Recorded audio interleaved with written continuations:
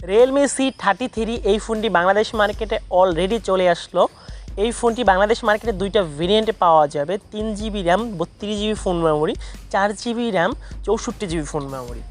আসলে 3GB RAM 32GB phone মেমোরির দামটা করা হয়েছে 12,999 টাকা।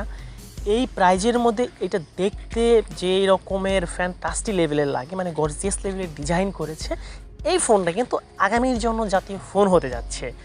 ফোনটি দেখতে অনেকটা আইফোন 13 প্রোর মতো লাগে। এর ব্যাক প্যানেলে কিন্তু গ্লোসি ফিনিশিং করার কারণে আরও চমৎকার লাগে, কিন্তু সহজেই হাতের দাগটা পড়ে যাবে। আপনি পারচেস করার সাথে সাথে সব থেকেই আপনি চেষ্টা করবেন একটা ব্যাক পলি লাগিয়ে নেওয়ার জন্য।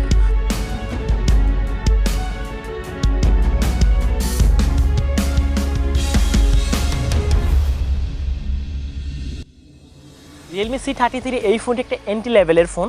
শুরুতেই এই ফোনটি ডিজাইন সম্পর্কে আমি বলতে চাই।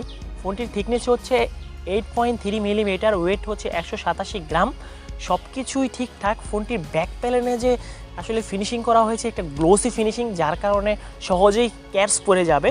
আপনি ফোনটি পারচেস করার সাথে সাথে সব থেকে একটা ব্যাক ফুলি লাগিয়ে নেওয়ার চেষ্টা করবেন।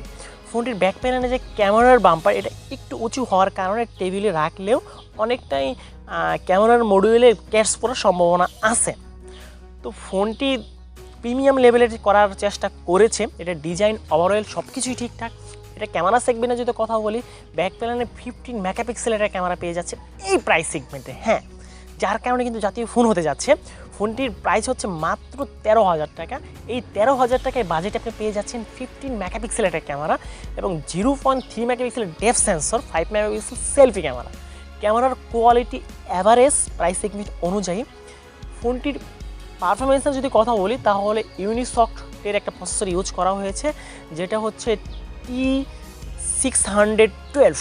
এটার সর্বোচ্চ ক্লক স্পিড 1.8 গিগাহার্টজ।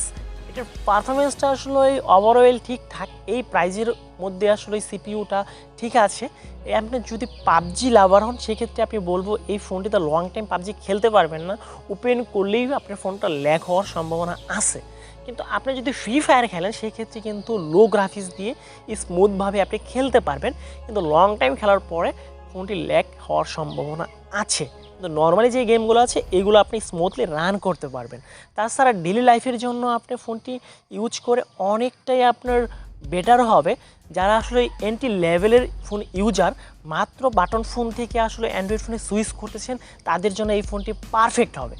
ফোনটিতে চার্জে ব্যাকআপ হিসেবে আছে 5000 mAh ভিকে একটা ব্যাটারি। এই ফোনটাকে আসলে চার্জ করার জন্য 10 ওয়াটের ফাস্ট চার্জার ইউজ করা হয়েছে। ওভারঅল সব কিছুই ঠিকঠাক। আসলে এই ফোনটিতে কী কী পাবেন সব কিছুই বলে দিলাম। এখন আমি বলবো এই ফোনটিতে কী কী ল্যাকিংস আছে। ফোনটিতে যদি ল্যাকিংসের কথা বলি তাহলে শুরুতেই আমি বলবো এটি একটি HD+ রেজুলেশনের, এখানে ফুল HD+ দিলে ঠিক ছিল। তাছাড়া এই ফোনটির মাইক্রোফোন ইউএসবি, মানে এই যুগে আসলে আমরা Type-C আসলে আশা করি, সেখানে আসলে মাইক্রোফোন ইউএসডি। তাছাড়া আসলে এই ফোনটির ক্যামেরার সাউন্ড কোয়ালিটিটা একটু ল্যাকিংস লাগছে, সব কিছুই তাছাড়া ঠিকঠাক। এটা যদি বাজেটের কথা আমরা মাথায় রাখি, বাজেটের কথা, সেক্ষেত্রে বলবো সব কিছুই পারফেক্ট। তো আজকের মতো এইখানেই দেখা হবে ফিউচার।